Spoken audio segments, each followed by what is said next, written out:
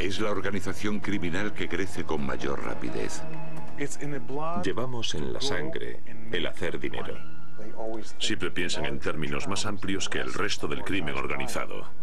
Un mundo de Lampa cuyas raíces se remontan a la Rusia imperial y que prospera en la confusión de la era postsoviética. En Rusia se dice, el pez empieza a pudrirse por la cabeza. Si tuviese que usar una palabra para describirlo, sería depravado. Por lo que respecta a los rusos, no existen reglas. Todo el mundo es un blanco legítimo. ¿Cómo se divierten los mafiosos rusos? Juegan al ajedrez.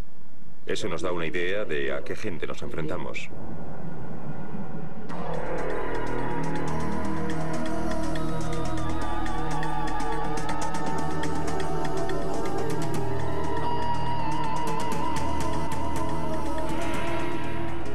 Crimen organizado. Segundo episodio, la mafia rusa. Miami, Florida, marzo de 1995. Dos agentes de aduanas de los Estados Unidos trabajan encubiertos, investigando a un par de lituanos que están involucrados en una red de robo de automóviles. Para reforzar su credibilidad, los agentes dicen tener contactos con traficantes de droga colombianos. De repente, la investigación da un giro inesperado. Uno de los caballeros le hizo una pregunta a uno de nuestros agentes. ¿Os interesaría comprar armas? Y nuestro agente, haciendo lo que debía hacer, le contestó: por supuesto, hablemos. Los agentes pronto descubren que sus sospechosos, Alexander Darichev y Alexander Pogrebetsky, son cualquier cosa menos traficantes de armas de bajo nivel. Disponen de un arsenal de armas entero para vender. Y así comienzan a jugar a un juego nuevo y peligroso que acabaría dejando al descubierto hasta dónde llega una de las organizaciones más dinámicas del mundo, la Mafia Roja. La Mafia Roja es un término que engloba a todos los grupos del crimen organizado procedentes de las exrepúblicas soviéticas que emergieron con ánimo de venganza de entre los escombros de la URSS.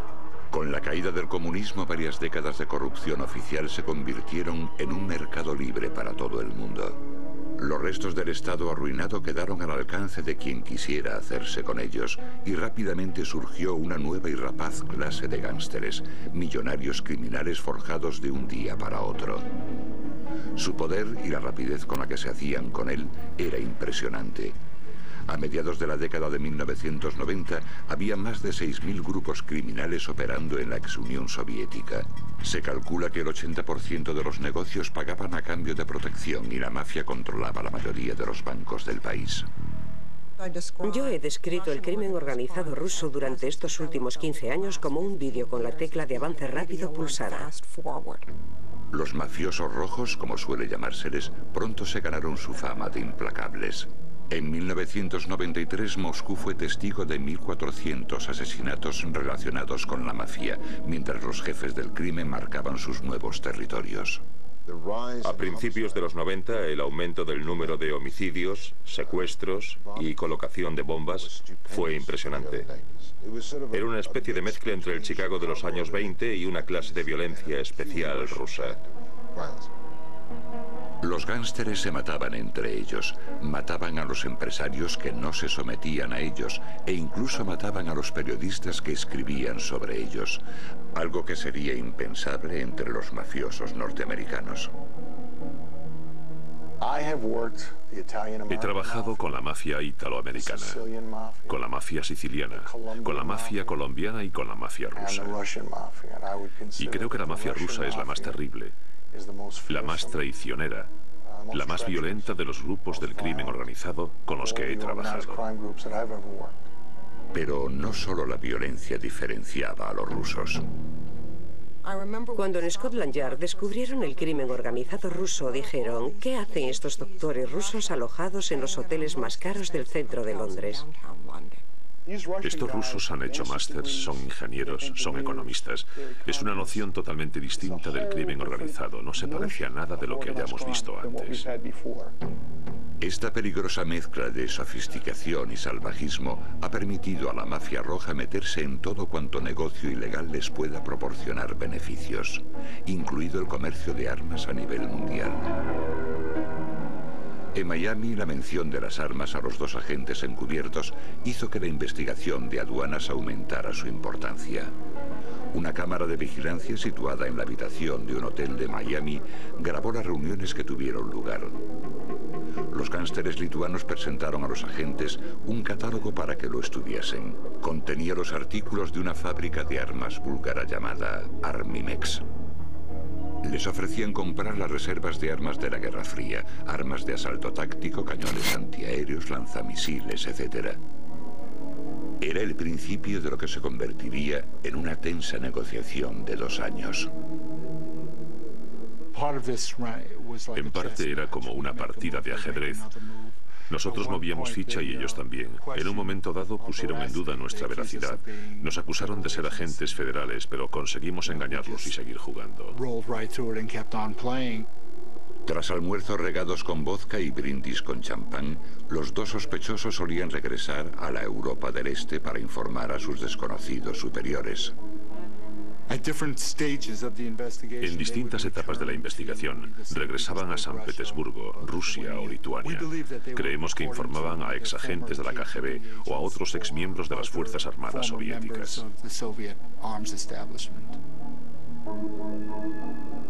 Por fin ambas partes acordaron cerrar un importante negocio. 40 misiles tierra-aire por $3 millones, de ellos 50.000 por adelantado. Pero los rojos tenían en mente un negocio aún mayor. Una tarde, paseando en coche por Miami con los agentes, les hicieron una oferta de infarto. Uno de ellos nos preguntó si estábamos interesados en una pequeña arma nuclear. Los agentes ni se inmutaron. Dijeron que podrían tener un comprador en Latinoamérica y aceptaron comprar. No sabían si los gánsteres tenían acceso de verdad a un arma nuclear, pero su instinto les decía que sí. Pero la situación se estaba complicando demasiado. En junio de 1997, 40 misiles portátiles tierra-aire se hallaban a bordo de un barco en un puerto búlgaro esperando ser entregados. Los agentes tenían que entrar en acción antes de que fuera demasiado tarde. Aquello era muy peligroso. Nuestros agentes se la estaban jugando. Al mismo tiempo teníamos a los dos tipos de Florida y decidimos arrestarlos y acabar con todo. 10 meses después, Alexander Pogrebezkich y Alexander Darichev fueron condenados por contrabando, blanqueo de dinero y conspiración en un tribunal federal de Florida. Pero para unos criminales acostumbrados a la justicia al estilo soviético, sus condenas, 3 años de cárcel, eran una nadería. Muchos de los que detenemos nos dicen directamente, mándenme a la cárcel de aquí, para ellos no es nada. Este caso es un ejemplo de la amenaza global que representa la mafia rusa. En solo una década se han establecido en los Estados Unidos, además de en casi otros 60 países. El crimen organizado ruso se dedica a todo tipo de delitos ilícitos conocidos. Pueden dedicarse al fraude bancario, al contrabando, al tráfico de armas. Es la diversificación lo que les hace capaces de aprovechar cualquier oportunidad que se les presente. El origen de este mundo de Lampa se remonta a varios siglos atrás, a una cultura criminal secreta que sobrevivió al terror zarista y a la traición soviética, el mundo de los ladrones. En 1991, después de más de 70 años de dominio comunista, la Unión Soviética se derrumbó bajo su propio peso. El día de Navidad, Mikhail Gorbachev dimitió y Boris Yeltsin se convirtió en presidente de la nueva República Rusa. La desintegración del Estado policial más fuertemente armado del mundo pareció dejar paso a la mafia roja. Pero de hecho, el origen del mundo del Lampa ruso se remonta varios siglos atrás, a una sociedad criminal secreta que sobrevivió a los zares y también a los comunistas, el Borovskoy Mir, o mundo de los ladrones. Los orígenes del mundo de los ladrones se remontan a la Rusia imperial, cuando la mayor parte de la población estaba formada por campesinos que vivían en la más absoluta pobreza. Como todo pertenecía al zar, robar no solo era un delito, sino que era también un acto de rebelión contra el Estado. La única forma de rebelarse en la sociedad rusa primitiva era convertirse en delincuente. Los delincuentes eran héroes populares, Robin Hoods rusos inmortalizados en canciones y relatos. Con el tiempo, los criminales comenzaron a organizarse en bandas. Desarrollaron su propia cultura de forajidos que incluía un estricto código de conducta basado en la lealtad mutua y en la oposición al zar. Era un código que decía, si no delatas a ningún miembro de la banda y si no cooperas con el gobierno, disfrutarás de todos los beneficios que logremos entre todos. En la época de la revolución bolchevique de 1917, el Borbóskoy Mir, o mundo de los ladrones, estaba vivito y coleando. Vladimir Lenin lo vivió en propia carne. A los pocos meses de hacerse con el poder, fue atacado por una banda de salteadores de caminos. La respuesta de Lenin fue rápida. Creó un nuevo y brutal cuerpo de policía y ordenó que matasen a los bandidos nada más verlos.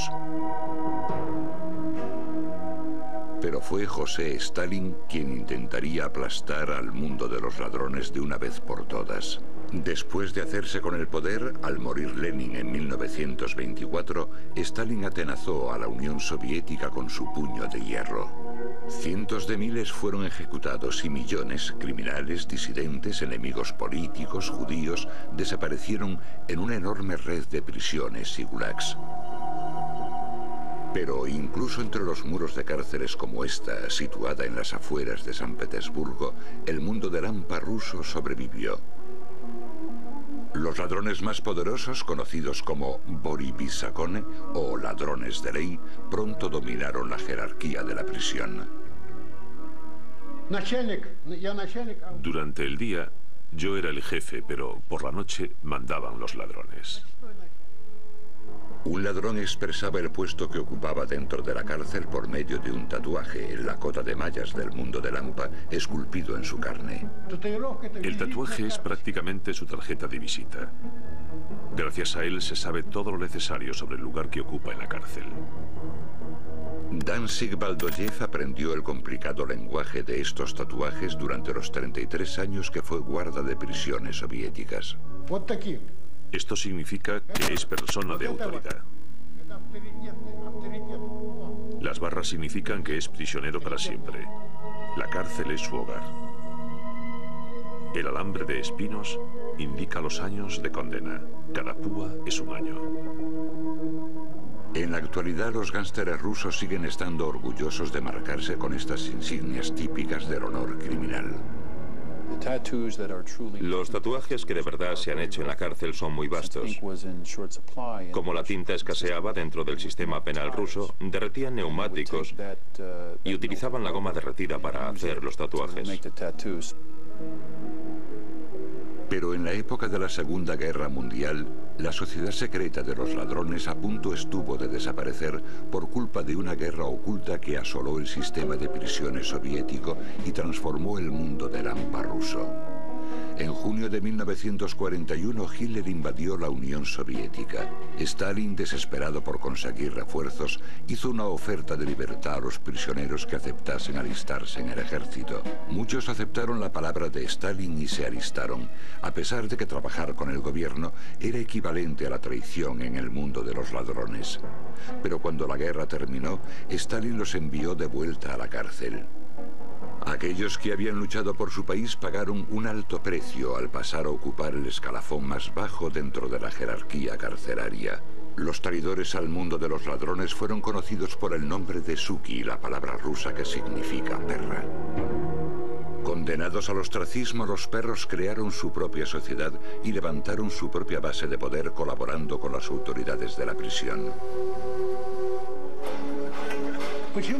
Los perros mantenían buenos contactos con la administración de la colonia. Eran zapateros, cocineros, todos ocupaban puestos cómodos, de favor. Para los ladrones tradicionales esto fue el colmo de la traición, y cuando su amargura se volvió violencia, dio comienzo una silenciosa matanza. Cada día mataban a algún prisionero, a muchos. Prendieron fuego a algunos de los campos de trabajo e incluso se entregaron al canibalismo. Se comían entre ellos. Las llamadas guerras de los perros se produjeron desde 1945 hasta la muerte de Stalin en 1953. Los funcionarios animaban el conflicto. El derramamiento de sangre les parecía una forma sencilla de diezmar el número de criminales. Nadie sabe cuántos murieron en las guerras de los perros. No se ha publicado ningún archivo que ofrezca un número exacto. Lo que sí está claro es que esos acontecimientos cambiaron para siempre la naturaleza del mundo del hampa ruso. Diezmó los números de ambos bandos, pero creó un ambiente criminal enteramente nuevo para los jóvenes, para los que salieron, porque los que sobrevivieron a la guerra eran muy distintos al mundo de los viejos ladrones. Después de la muerte de Stalin, se calcula que 8 millones de internos fueron liberados de los gulags y las cárceles. Al no tener que respetar ya las leyes del mundo de los ladrones, esta nueva raza de delincuentes se buscaba la vida solo, aunque ello implicase cooperar con el gobierno. Y cuando la corrupción empezó a desgastar la máquina soviética, los jefes del crimen y los jefes comunistas no tardaron mucho en parecerse. Bajo el régimen del presidente Brezhnev, años 60 y 70, la corrupción se convirtió en algo corriente dentro del sistema soviético. Los burócratas del Partido Comunista traficaban con cualquier cosa que les saliera al paso. Empleos, favores y mercancías a cambio de dinero. El refrán ruso dice, el pez empieza a pudrirse por la cabeza. Y cuando en lo más alto hay corrupción, esta se extiende hacia abajo. La escasez de la era Brezhnev convirtió la vida diaria en un negocio ilícito dirigido por los corruptos funcionarios del partido. Y la nueva raza de ladrones estaba deseando ayudarles. Trabajaba mano a mano, a menudo con los secretarios del partido, con los funcionarios del gobierno y con la élite de la Unión Soviética, y consiguieron reunir muchas influencias en todas las ciudades de la Unión Soviética. Como resultado, el mercado negro prosperó, lo que supuso la existencia de una economía que no se registraba en los libros. A finales de los 70, los pequeños negocios que bajo el comunismo eran técnicamente ilegales surgieron por todo el país. El Kremlin hizo la vista gorda ante la propagación de esas empresas privadas, lo cual allanaría el camino para el rápido crecimiento del mundo del hampa en la nueva Rusia. Los que trabajaban para esas pequeñas compañías privadas tenían que pagar sobornos. Y ese dinero se lo llevaban los grupos de gángsteres que empezaron a organizarse mejor y a desarrollar estructuras de negocio sencillas. A mediados de los 80, Gorbachov intentó limpiar el sistema relajando las restricciones impuestas sobre las empresas privadas, pero ya era tarde. Las exacciones de dinero que antes se hacían en la sombra, ahora se realizaban a plena luz del día. Los negocios que antes eran ilegales, ahora son legales. Pero en cuanto intentan llevar sus negocios de forma legítima, aparecen los bandidos y empiezan a robarles, a extorsionarles. A finales de los 80 se estaba produciendo un cambio desastroso. La Unión Soviética estaba al borde del colapso económico y la mafia roja estaba a punto de convertirse en una superpotencia criminal. El colapso de la URSS en diciembre de 1991 puede haber asombrado al mundo, pero no sorprendió a la mafia roja. Durante meses se habían celebrado reuniones de gángsteres en las habitaciones de moteles y en los restaurantes de toda Rusia. La cuestión era quién iba a dominar y qué. Un grupo de altos bor, de peces gordos entre los ladrones, se reunieron en una dacha a las afueras de Moscú. Sabían que el sistema se venía abajo y establecieron un plan para aprovecharse del mundo postcomunista. Se supone que fue entonces cuando uno de los gángsteres más conocidos de Rusia fue elegido para organizar las actividades en los Estados Unidos. Se llamaba Vyacheslav Ivankov, alias Japonchik o pequeño japonés. Ivankov era una figura misteriosa, incluso mítica. Si tuviese que usar una palabra para describirlo sería depravado. Era un individuo depravado. Tenía muy mal carácter. En los hombros, Ivankov lucía los tatuajes que solo puede llevar un bor o ladrón. Según la tradición, estos símbolos indican autoridad, y se decía que Ivankov era uno de los bor más poderosos de Rusia. En 1982 había sido arrestado por posesión de armas de fuego, robo, falsificación y tráfico de drogas, y había sido condenado a 14 años de cárcel. Fue allí donde se hizo famoso en el mundo de los ladrones. Ivankov, que era un padrino del crimen organizado ruso, estuvo en un campo de trabajo de Siberia. Y muchos de sus contactos se remontan a las asociaciones que hizo allí. Ivankov salió en libertad antes de tiempo, supuestamente gracias a la intervención de un funcionario soviético de alto rango y a la recomendación de un juez del Tribunal Supremo ruso. Fuese cual fuese el motivo, el momento era perfecto. En cuestión de meses, Ivankov iba camino de Norteamérica. El porqué sigue siendo tema de debate. El FBI cree que su misión era poner a los rojos que ya estaban en Occidente bajo el control de Moscú. La Policía Nacional Rusa nos dijo que Ivankov había sido enviado aquí con el propósito de organizar a todos los criminales rusos de América del Norte, no solo de los Estados Unidos. En marzo de 1992, Ivankov llegó al aeropuerto JFK de Nueva York. Su destino era el extremo sur de Brooklyn y centro neurálgico del crimen organizado ruso, Brighton Beach. Los rusos llegaban sin parar a Brighton Beach desde finales de la década de los 70, cuando el Kremlin cedió a la presión de Occidente y comenzó a permitir que los judíos emigrasen para escapar a la persecución. El KGB utilizó la oportunidad para vaciar las cárceles de cientos de criminales judíos, además de otros cuyos pasaportes se habían falsificado para que parecieran judíos. Los lugartenientes de la mafia empezaron a llegar a Brighton Beach, bien educados, enterados del funcionamiento del mercado negro y endurecidos por los años pasados en las brutales prisiones rusas. Inmediatamente comenzaron a aprovecharse de sus compatriotas. Se establecen allí algunas personas que hablan el idioma original y desarrollan una especie de principio de cultura, y luego llegan más. Son las víctimas más fáciles para los nuevos criminales étnicos.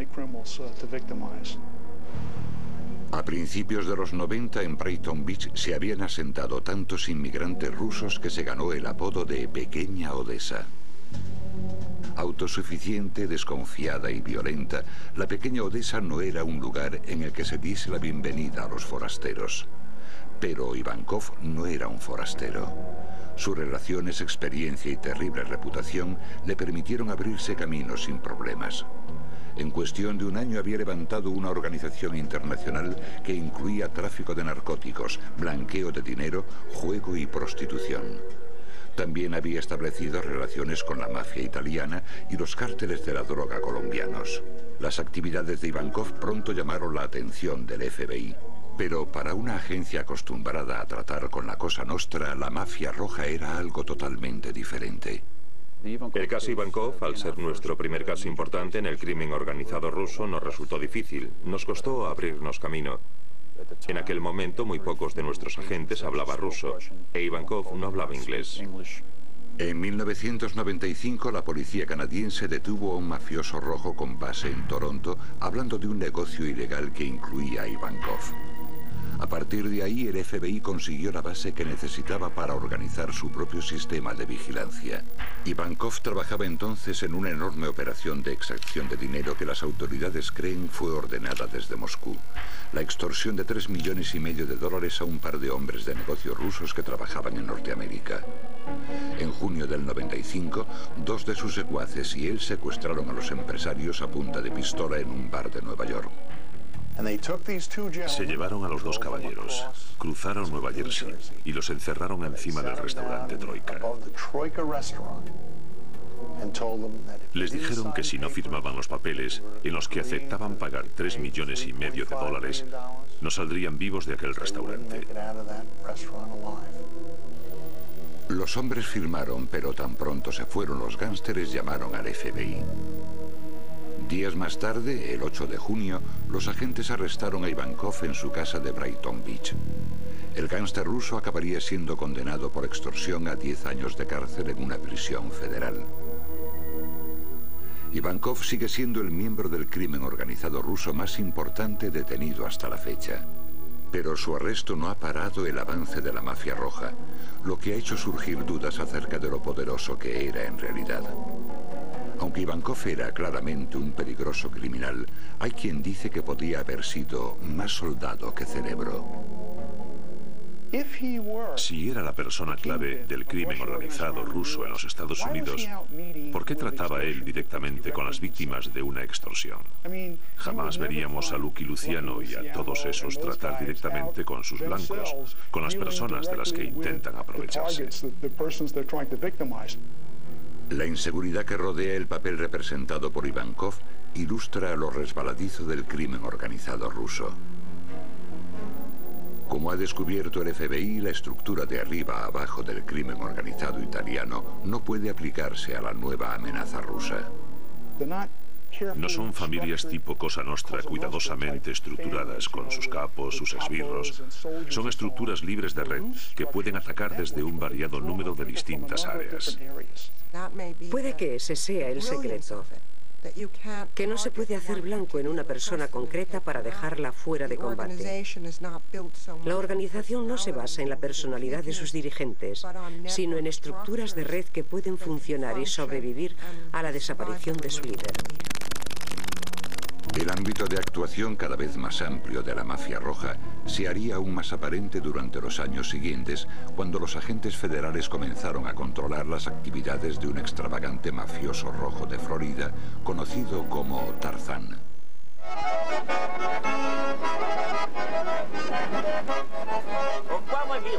A mediados de los 90, la economía rusa se hundió en el caos. El rublo se desmoronó, el gobierno no pagó sus préstamos y muchos rusos, incluidos oficiales del ejército, se quedaron sin cobrar sus nóminas. La mayoría de los soldados ganaban menos de $150 al mes. Y sin embargo estaban sentados sobre una mina de oro, el montón de armas sobrantes de la Guerra Fría. Diseminados por todo el mundo, los criminales de la ex Unión Soviética estaban preparados para aprovecharse del nuevo mercado global de armas. Los rusos son muy modernos, hablan otras lenguas, viajan al extranjero, están muy familiarizados con el mercado negro internacional, son muy sofisticados.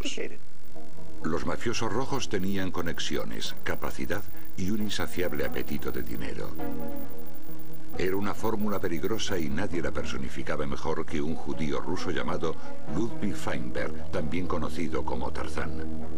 Nacido en 1958, Tarzán salió de la Unión Soviética hacia Israel a principios de los 70, en plena oleada de emigración judía. En aquel momento todo el país estaba en contra de los judíos y el antisemitismo era muy popular. Después de servir en la Armada israelí, Tarzán llegó a los Estados Unidos uniéndose a las multitudes de inmigrantes de habla rusa que se habían establecido en la pequeña Odessa, Brighton Beach, Brooklyn. Se fue acercando al crimen organizado, haciendo trabajos de incendiario para un mafioso italiano que tenía un negocio de muebles. La gente que no le compraba muebles a mi jefe, que no compraba en su almacén, acababa viniendo a comprar. Así era como hacíamos que vinieran. Y sinceramente a mí me gustaba. Pero el ambicioso y joven emigrante quería una porción mayor del sueño americano. En 1990 cambió la pequeña Odessa por Miami, donde abrió un club de striptease llamado Porky's. Pronto se convirtió en el lugar preferido de los jugadores del mundo del AMPA. En parte gángster y en parte comerciante, Tarzán se ganó la fama de embajador entre los grupos internacionales del crimen. Oye, si vas a Miami, busca a Tarzán. Él puede echarte una mano en inversiones, así que puede blanquear tu dinero, puede ayudarte en el mercado inmobiliario, o en el mundo de las drogas, o en el de las mujeres. Está en todo. Es un animador, un catalizador. Entre los muchos amigos de Tarzán había un importante traficante de cocaína colombiano llamado Juan Almeida. Juan y yo disfrutábamos de la vida. Él tenía un yate enorme y un helicóptero. Era muy normal que nos fuésemos volando a comer a Cancún. Nos sentíamos intocables. Con conexiones tanto en la mafia roja como en el ejército rojo, Tarzán podía hacer de intermediario en tratos entre su millonario amigo y los empobrecidos militares rusos. Todo estaba en venta. Se vendía en aquel momento porque la gente tenía mucha prisa por hacerse rica y reinaba la anarquía, el caos. En 1993, Tarzán ayudó a Almeida a comprar 6 helicópteros militares rusos. Pero aquello no fue nada comparado con el trato que organizó al año siguiente. Los colombianos siempre estaban buscando nuevas formas de transportar la cocaína, y Almeida quería comprar un submarino. Las autoridades creen que quería organizar una operación de contrabando de cocaína a gran escala bajo el mar. Incluso Tarzán se sorprendió al comprobar lo sencillo que resultaba comprar un submarino. Llamé a mi amigo que está en el gobierno y le dije: permíteme que te haga una pregunta tonta. ¿Es posible adquirir un submarino? Y él me contestó: ¿con misiles o sin misiles? Cuando me hizo esa pregunta dije: vaya, gracias. A la semana siguiente, Juan y yo íbamos camino de Rusia para comprar un submarino. Para mí era una aventura. Los dos se encontraron con el contacto militar de Tarzán en una enorme base naval rusa, repleta del equipo sobrante de la Guerra Fría. Entramos en la base y el capitán del submarino nos recibió junto al muelle. Nos acompañó al interior del submarino y nos lo mostró. Nos mostró los torpedos, los misiles y todo lo que había dentro, con la gente incluida, con la tripulación a bordo y todos saludando militarmente. Pronto descubrieron que el submarino era una ganga. Era un submarino que valía $100 millones y lo conseguimos por cerca de 15 millones. Pero nunca tendrían la oportunidad de cerrar el trato. Resulta que desde hacía meses la DEA investigaba la relación de Tarzán con Almeida. Uno de los colaboradores de Rusia, Alex Yasevich, era en realidad un agente encubierto de la DEA. Yasevich, que sigue trabajando encubierto, aceptó que lo entrevistásemos deformando su voz y sin mostrar su rostro. Hacíamos lo posible por verificar en qué andaba metido. Fue a Rusia a interesarse por los submarinos y yo pude hablar con él al respecto. Le dije: no me creo que hayas hecho eso. Él me dijo: sí que lo hice, y me mostró una foto de su viaje a la base rusa del submarino. Hasta me dio una como recuerdo. Las conversaciones del agente con Tarzán transformaron lo que hasta entonces había sido una investigación bastante rutinaria. Estábamos asombrados. Habíamos empezado con un pequeño caso de tráfico de drogas y de repente pasa a ser tráfico internacional de armas. La información de Yasevich, junto con cientos de horas de grabaciones, dieron a la DEA lo que necesitaba para actuar. El 21 de enero de 1997, Tarzán fue arrestado en Miami después de dejar a su hija en la guardería. Tan pronto entró en el coche le dije: estás metido en un buen lío. O hablas con nosotros y nos ayudas y te vas a casa, o vas a la cárcel. Tarzán sería acusado de 30 delitos federales que iban desde conspiración a fraude fiscal. Enfrentado a la idea de pasarse la vida en la cárcel, el despreocupado gángster hizo un trato con los federales. A cambio de su testimonio contra Juan Almeida, se retiraron todos los cargos contra él, excepto una única acusación por pertenencia al crimen organizado. Al final, Tarzán pasaría solo 33 meses en la cárcel. Tras ser liberado en 1999, fue deportado a Israel, donde vive ahora en total libertad. Sinceramente no me arrepiento de nada. Me iría a cualquier país. Si me dicen: Tarzán, puedes ganar dinero en la China, me voy a la China. Y si me dicen: la pasta está en Sudáfrica, pues me voy a África. Y si es en Alaska, me voy a Alaska. No existen las fronteras.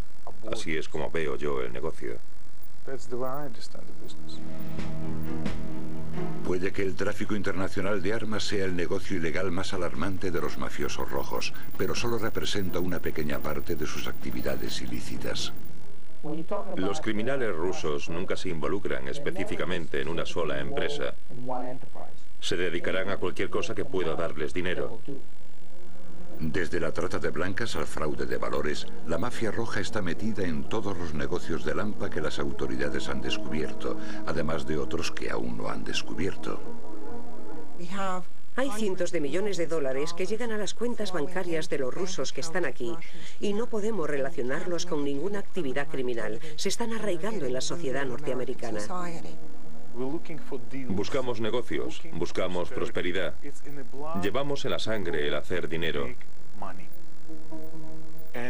Y a veces no nos importa de qué forma lo consigamos. Puede ser dinero gris,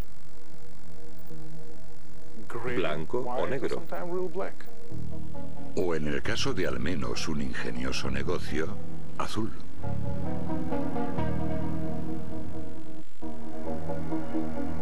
Durante los últimos 10 años, la mafia rusa ha utilizado la fuerza bruta para manipular la economía rusa. La extorsión se ha convertido en rutina. La mayoría de las empresas entregan hasta un 30% de sus beneficios a la mafia como medida de protección. Si no pagan, ya saben lo que les espera. Los asesinatos y la colocación de bombas son descritos por la prensa como disputas empresariales y el público lo recibe con indiferencia. Pero aunque los mafiosos rojos son implacables, también son educados y creativos, y eso es lo que más preocupa a los representantes de la ley de todo el mundo. No entendemos su forma de pensar y por qué piensan de esa manera, por lo que aún no estamos en situación de anticiparnos, de contraatacar en las áreas en las que pueden actuar fuera de la ley. Ya sea blanqueando dinero o cometiendo fraudes sanitarios, la mafia roja ha participado en los negocios ilegales más sofisticados jamás descubiertos. Creo que la mayor falacia es pensar que se trata de un grupo de gánsteres rusos, cuando lo cierto es que se trata de una estructura muy compleja y muy bien preparada para hacer negocios a nivel internacional. Que además recibe mucha ayuda de más allá de las fronteras rusas. Edward de Robertis trabaja como agente especial de la Oficina para el Control del Alcohol, Tabaco y Armas de Nueva York. En las más de 2 décadas que lleva haciendo respetar la ley, ha visto de todo: terrorismo, incendios provocados, tráfico de armas. Pero una tarde de 1998 recibió una llamada telefónica que le llevaría a descubrir un chanchullo distinto a cualquier otro que hubiese presenciado antes. Escuchó la voz asustada de un inmigrante ruso. El hombre le dijo que estaba metido en una operación de contrabando de alcohol. Hasta hoy, la identidad de ese hombre, al igual que sus motivaciones, siguen siendo un secreto celosamente guardado. No puedo decirles qué se jugaba él o hasta qué punto estaba metido en ello, pero estoy seguro de que no llamó solo por ser un buen ciudadano, porque la mayoría de ellos no lo son. El informador llevó a de Robertis a un almacén próximo al puerto de Elizabeth, Nueva Jersey. Al igual que todos los muelles de la costa norteamericana, hace mucho que el crimen organizado ronda la zona. Pero lo que el agente descubrió era algo nuevo. Cientos de barriles de 200 litros de capacidad llenos de lo que parecía ser disolvente industrial.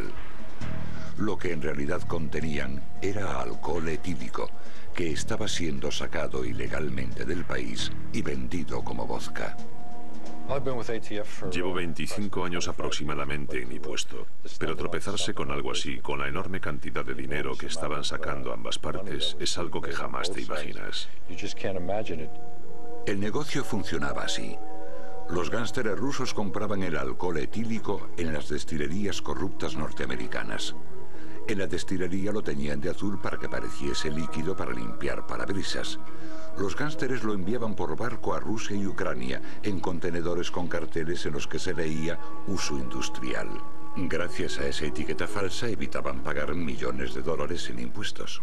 En alguno de esos países algún miembro de la aduana miraría los contenedores y vería que el líquido era azul y que era fluido para limpiar parabrisas. Una vez dentro del país nadie sabe si los impuestos han sido abonados o no.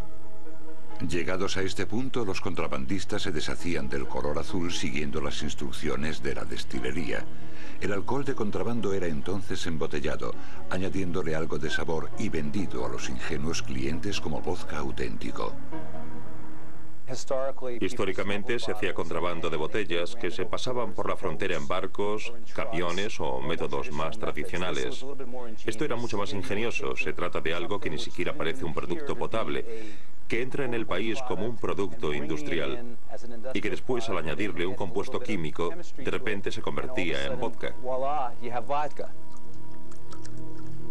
Dado que el ciudadano medio ruso consume entre 27 y 54 litros de vodka al año, más alcohol que ninguna otra nación, el beneficio potencial del contrabando de alcohol ilegal es impresionante.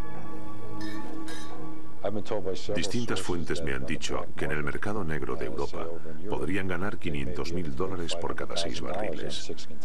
Si tenemos en cuenta que había 100.000 barriles, calculen la cifra de beneficios de la que estamos hablando. Los investigadores creen que la mafia rusa trabaja con al menos 6 compañías norteamericanas en el negocio del contrabando de alcohol. La primera en ser acusada fue la McCormick Distilling Company de Weston, Missouri. La compañía se declaró culpable de fraude de impuestos y pagó una multa millonaria. La cantidad de alcohol del caso McCormick en lo relativo a impuestos, una vez puesto en la calle, valía unos $1.000 millones. Ese dinero, esos beneficios, van a parar a las manos de los criminales. Hasta el momento, los fiscales han procesado a algunos de los contrabandistas, incluido el informador cuya llamada desencadenó la resolución del caso. En abril de 1999 se declaró culpable de un cargo por conspiración para cometer fraude fiscal.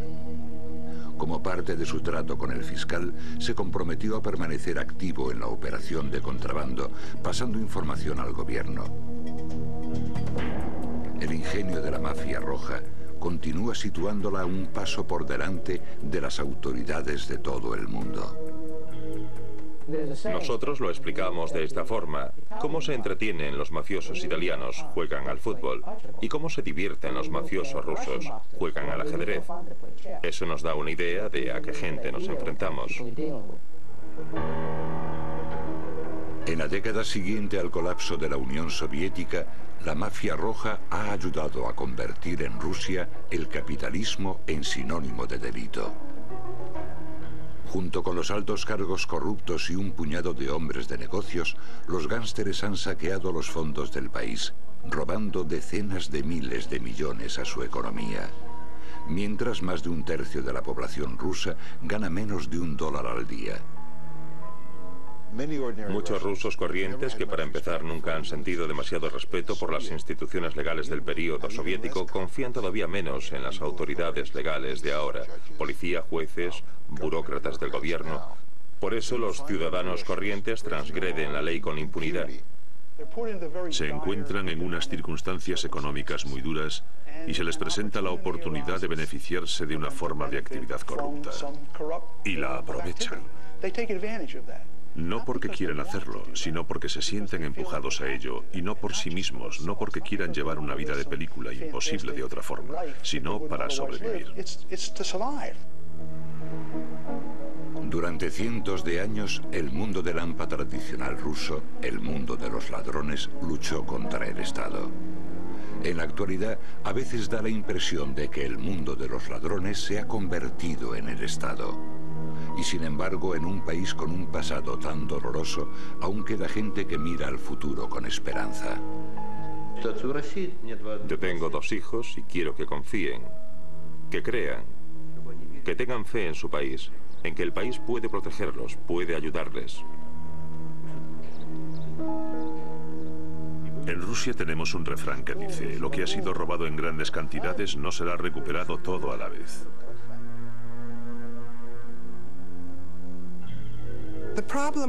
El problema del crimen organizado ruso tiene solución, pero hay que combatirlo, y no solo en Rusia, sino a nivel internacional. La libertad de iniciativa está muy bien, pero no significa nada si no hay leyes que controlen su funcionamiento. En Rusia hay libertad de iniciativa. Existe un capitalismo del salvaje oeste, pero sin leyes.